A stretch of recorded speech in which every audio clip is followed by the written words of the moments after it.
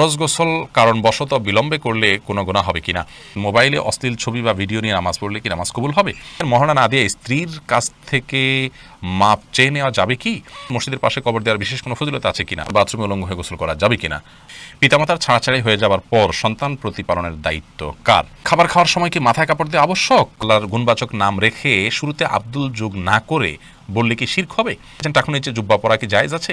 মুক্তা চৌধুরী আপনি লিখেছেন মসজিদের পাশে কবর দেওয়ার বিশেষ কোনো ফজিলত আছে কিনা। বোন মুক্তা, মসজিদের পাশে কবর দিলে বিশেষ কোনো উপকারিতা আছে বলে আমার জানা নেই, বরং আমাদের কবরে, আমাদের আখেরাতে, আমাদের আলমে বারজাখে উপকারিতাটি নির্ভর করে আমাদের আমলের উপরে। আপনি যদি ভালো আমল করে যান, আপনার কবর যদি জঙ্গলেও হয়, আপনি যদি কোনো পশুর পেটেও চলে যান, আপনি যদি সমুদ্র নিমজ্জিত হয়ে যান, আল্লাহ আপনার ধ্বংসাবশেষ যেখানে থাকবে সেখানে আল্লাহ রাব্বুল আলামিন আপনার জন্য শান্তির ব্যবস্থা করবেন। আপনি জান্নাতি হিসাবে আল্লাহর কাছে নিবন্ধিত হবেন, আল্লাহর কাছে জান্নাতের মেহমান হিসাবে আপনি আপ্যায়িত হবেন। কিন্তু আপনার যদি আমল খারাপ থাকে তাহলে মসজিদের পাশে কেন, মসজিদের ভেতরে কবর দিলেও কিন্তু তার দ্বারা আপনি উপকার লাভ করবেন না। রাশেদ খান লিখেছেন মহারণা না দিয়ে স্ত্রীর কাছ থেকে মাপ চেয়ে নেওয়া যাবে কি, স্ত্রীর কাছ থেকে মহারণা না চেয়ে মাপ চেয়ে নিলে সেটা জায়েজ হবে, কিন্তু আপনি বিয়ের আগে থেকে প্ল্যান করছেন যে আমি রাতে, বাসর রাতে স্ত্রীর কাছ থেকে মাপ চেয়ে নেব, এটা তো ছোটো লোকই, এটা তো স্পষ্ট ছোটো লোকই। আপনাকে বিয়ে করতে গিয়ে বলেছিল যে আপনি মহারণা দেওয়ার ক্ষমতা না থাকে, হ্যাঁ আপনি দেওয়ার ক্ষমতা ছিল, প্ল্যান ছিল, কোনো কারণে হয়ে উঠলো না, আপনি তখন মাফ চান, একটা ব্যাপার। সন্দেহাতীতভাবে আপনার স্ত্রী যদি আপনাকে সন্তুষ্ট চিত্তে মাফ করে দেন তাহলে মাফ হয়ে যাবে। সূরা নিসা 24 নম্বরে তাআলা বলেছেন ওয়ালা জুনাহা আলাইকুম ফিমা তারাদাইতুম বিহি মিন বাদিল ফরিদা, অর্থাৎ নির্দিষ্ট মহর ধার্য করার পর তোমরা যেটা উপরে সন্তুষ্ট হবে উভয় পক্ষ, সেটাতে কোনো অসুবিধা নেই।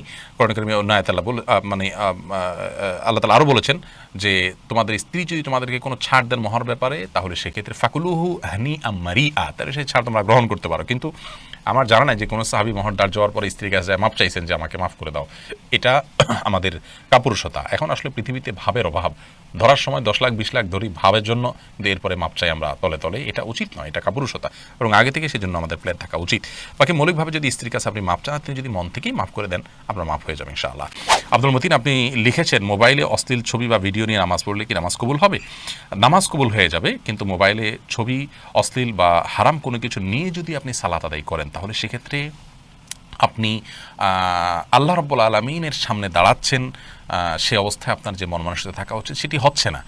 আর এই অশ্লীল কোনো কিছু আপনার মোবাইলে যদি থাকে, খারাপ কোনো কিছু যদি থাকে, তাহলে সেটা সালাতরত অবস্থায় থাকলে সেটা যেরকম অপরাধ, ঠিক একইভাবে সালাতের বাইরেও সেটা থাকাটা আপনার জন্য অপরাধ। বিধায় এর কারণে সালাতে কোনো প্রকার ব্যাঘাত হবে না। সালাত যদি আপনি মনোযোগ দিয়ে সালাতের যে অন্যান্য শর্ত আছে সেগুলো আপনি পূরণ করে সালাত আদায় করেন, তাহলে সালাত তো হয়ে যাবে।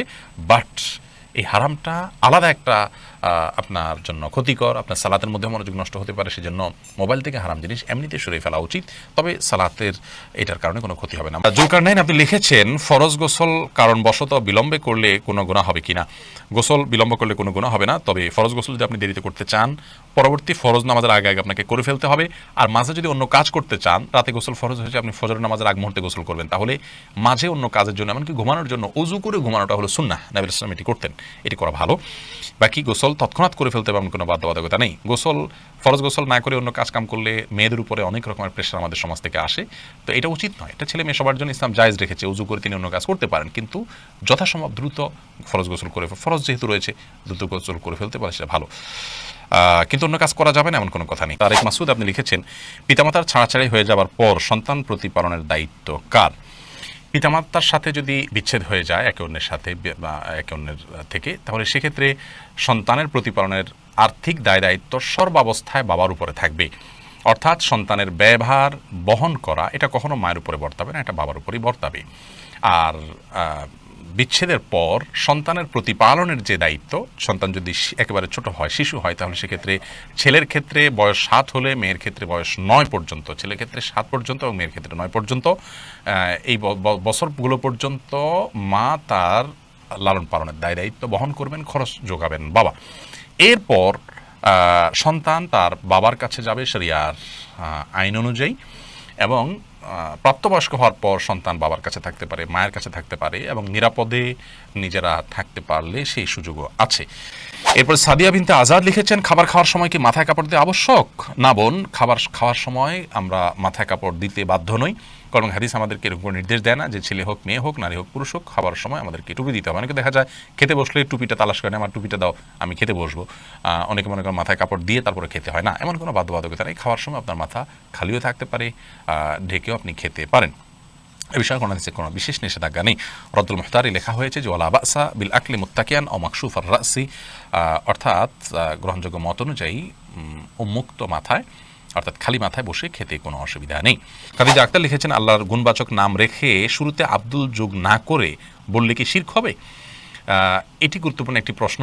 আমরা অনেকে আমাদের দেশে নাম রেখে থাকি, কারোর নাম গনি তখন আমরা আব্দুল গনি নাম রাখি তো বলি এমনি গনি, অথবা কারোর নাম আব্দুর রহিম রাখি তো আমরা রহিম বলে ডাকি। তো এটা জায়েজ আছে কিনা? এর উত্তর হলো আল্লাহর গুণবাচক নামগুলোকে দুই ভাগে ভাগ করা যায়। কিছু গুণবাচক নাম আছে যেগুলোর অর্থ বান্দার ক্ষেত্রে কোনোভাবে ফিট হবে না, যেমন রাজ্জাক মানে রিজিক দাতা, এটা আল্লাহ ছাড়া কেউ হতে পারে না। মুহয়ি জীবনদাতা, এটা আল্লাহ ছাড়া কেউ হতে পারেন না। তো আল্লাহর এরকম গুণবাচক নাম যেগুলো আছে যেগুলো বান্দার ক্ষেত্রে রূপক অর্থেও ফিট হবে না, সেই নামগুলো বলার ক্ষেত্রে আপনি আব্দুন যোগ করে না বললে গুনাহ হবে। আর যদি এমন কোনো নাম হয় যেটার অর্থ রূপক অর্থে বান্দার ক্ষেত্রে বলা যায় তাহলে সেটা আব্দুন যোগ করা আপনি বলতে পারেন। যেমন রাউফ মানে যার ভিতরে মায়া আলু, যিনি মহামায়ালু। সন্দেহাতীতভাবে রাউফ শব্দ যেই ধরনের মায়াকে মিন করে ওটা শুধু আল্লাহর ক্ষেত্রেই চলে, কিন্তু যেহেতু রাউফের মধ্যে যে রাফাহ বা মায়ার কথা বলা আছে এটা মানুষের ক্ষেত্রেও ফিট হয়, এজন্য মানুষকে বলা যায়। কোরআনে কারিমে আল্লাহ তাআলা আমাদের প্রিয় নবী সাল্লাল্লাহু আলাইহি ওয়াসাল্লামকে রাউফুর রহিম বলেছেন, আজিজুন আলাইহি মা আনিতুম হারিসুন আলাইকুম বিল মুমিনিনা রাউফুর রহিম। আল্লাহ নবী সাল্লাল্লাহু আলাইহি ওয়াসাল্লামকে আল্লাহ তাআলা নিজে বলেছেন রাউফ এবং রহিম। অতএব আল্লাহর এরকম গুণবাচক নামগুলো আব্দুন ছাড়াও আপনি বললে গুনাহ হবে না, কোরআন থেকে সেটার প্রমাণ আমরা পাচ্ছি। মমিনুল ইসলাম রুবেল আপনি প্রশ্ন করছেন বাথরুমে উলঙ্গ হয়ে গোসল করা যাবে কিনা? ভাই রুবেল, বাথরুমে উলঙ্গ হয়ে যদি কেউ গোসল করেন তাহলে তাতে কোনো বড় গুনাহ বা কবিরা গুনাহ হবে না, বড় কোনো পাপ হবে না। তবে এই কাজটি অনুত্তম এবং ভালো নয় আমাদের জন্য, জাস্ট এইটুকু আমরা বলতে পারি। কিন্তু আপনার এর কারণে কোনো বড় গুনাহ হয়ে যাবে ব্যাপারটি এরকম না। বিশেষ ওজোরের কারণে যদি আপনার বিবস্ত্র হতে হয় আপনার জন্য সেটা জায়েজ রয়েছে। এবং নবী রাহমাহুল্লাহ সহিহ মুসলিমের সরার মধ্যে তিনি ব্যাখ্যার মধ্যে তিনি লিখেছেন যে গোসল করার সময় লুঙ্গি বা গামছা বা এই জাতীয় কোনো কিছু দিয়ে গোসল করাটা হলো উত্তম, এতে কোনো সন্দেহ নেই। তবে যদি প্রয়োজন হয় তাহলে সেক্ষেত্রে উন্মুক্ত করে অর্থাৎ আপনার সম্পূর্ণ বিবস্ত্র হয়ে গোসল করা জায়েজ আছে। একটি হাদিস এরকম রয়েছে, নবী সাল্লাল্লাহু আলাইহি ওয়াসাল্লাম বলেছেন যে আল্লাহ তাআলাকে কেউ যদি নাও দেখে তো আল্লাহ তাআলাকে অন্তত লজ্জা করা উচিত, লজ্জাশীলতা থাকা উচিত। এই জন্য এরকমটি প্রয়োজন হলে করা যাবে, আর প্রয়োজন ছাড়া এরকম করাটা অনুচিত, অনুত্তম, ভালো কাজ নয়।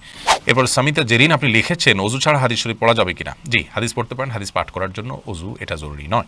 ইসলামিক বই পুস্তক পড়ার জন্য অজু জরুরি নয়। অজু জরুরি হবে কোরআন কারীম যখন স্পর্শ করবেন পাঠ করার সময়, সেটি মুখস্থ পড়লে কোরআন শরীফ তেলাওয়াত করার জন্য আপনার মুখস্থ অজু থাকা জরুরি নয়। সাইফুল আপনি লিখেছেন টাকুনির চেয়ে জুব্বা পরা কি জায়েজ আছে? টাকুনির চেয়ে জুব্বা পরা জায়েজ নয়। আপনারা অনেক সৌদিয়ানদেরকে দেখেন তারা টাকনিসে জুব্বা পরে, মাথায় টুপি পরে, আবার উপরে একটা আপনাদের শেখরা যেরকম রুমাল পরে এরকম একটা রুমালও পরে।